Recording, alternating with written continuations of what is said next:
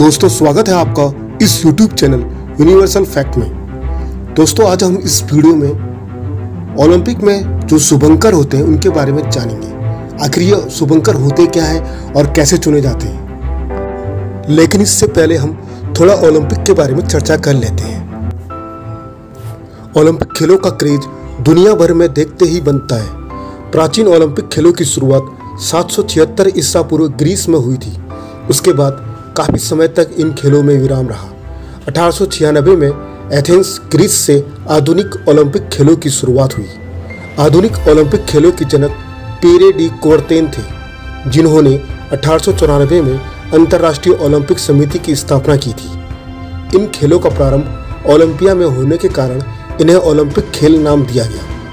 इन खेलों के प्रतीक चिन्ह में लाल, नीले, हरे, पीले और काले रंगों के 5 वलय दर्शाए गए हैं, जो 5 महाद्वीपों अमेरिका, यूरोप, ऑस्ट्रेलिया, एशिया और अफ्रीका का प्रतिनिधित्व करते हैं।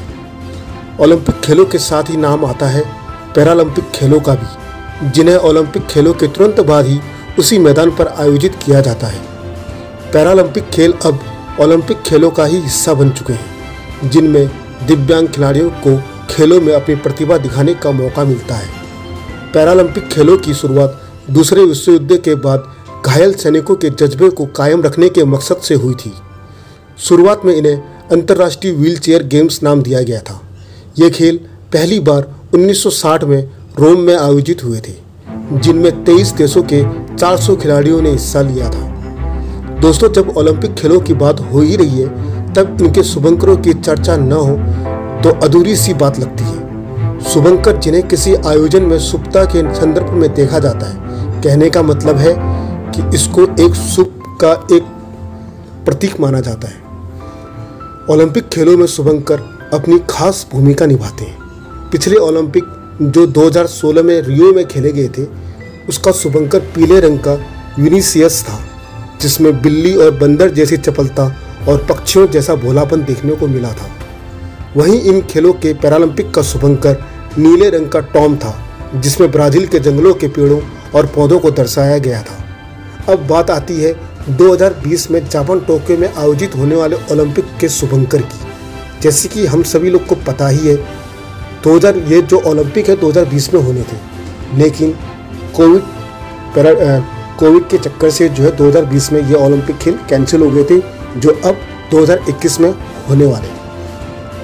इन खेलों की तैयारियां जोरों पर है, मतलब सारी तैयारियां हो चुकी है और जुलाई से शुरुआत होकर अगस्त में इसका खत्म हो जाएगा। इन ओलंपिक में जो खास शुभंकर आपको नजर आने वाले हैं वे सुपर पावर वाले हैं। जापान ने जहां बच्चों से लेकर बड़ों तक का मनोरंजन करने वाले super power characters Pokemon, ninja Hattori, Hello Kitty, Doraemon, Sailor Moon और ड्रैगन बॉल दुनिया को दिए हैं, जाहिर है यहाँ के लिए शुभंकर भी कोई सुपर पावर वाला ही कैरेक्टर चुना गया था।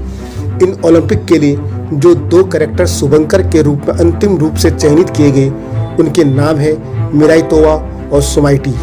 मिराई तोवा भविष्य और अमरत्व से जुड़े जापानी शब्दों का मिश्रण है, जबकि सोमाइटी का नामकरण जापान के एक खास प्रकार के चेरी के पेड़ और अंग्रेजी उच्चारण सो माइटी कहने का मतलब इतना शक्तिशाली से लिया गया है। मिराई तोवा को ओलंपिक में शुभंकर चुना गया है, जो नीले चेक की धारियों, हिरण जैसी आंखों और नुकीले कान वाला सुपर हीरो है। यह विशेष ताकत वाला है, जो न्याय का पक्षधर है और काफ़ी फुर्तीला है। इसके पास कई जादुई शक्तियां हैं, जिनसे वह किसी भी जगह तुरंत पहुंच सकता है। यह पत्थरों और हवा से बात कर सकता है। पैरालंपिक के लिए सोमाइटी शुभंकर पिंक चेक वाला काफ़ी धैर्यवान शुभंकर है।